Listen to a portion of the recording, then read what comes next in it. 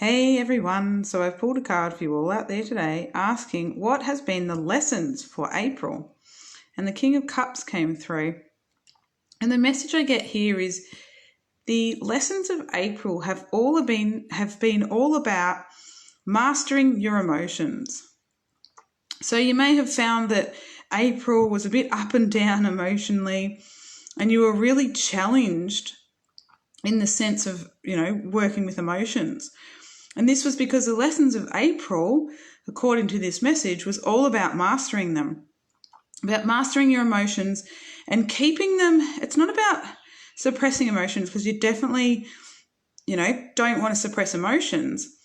It's about allowing emotions. And it's about allowing that side of you to express your emotions.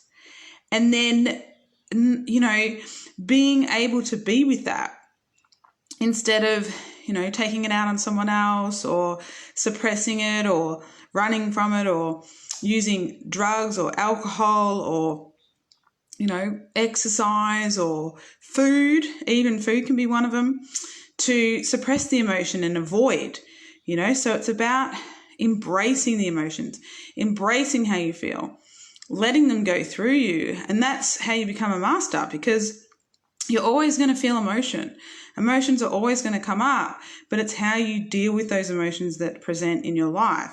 And so April's been all about mastering that. So, yeah, let me know if this resonates with you. Have you had, emotions up and down this April? And have you been able to really delve in and start looking at these emotions and working with them instead of against them? Because when you allow emotions to go through, they don't get trapped in the body anymore. And you become more healthier in body, mind, and spirit.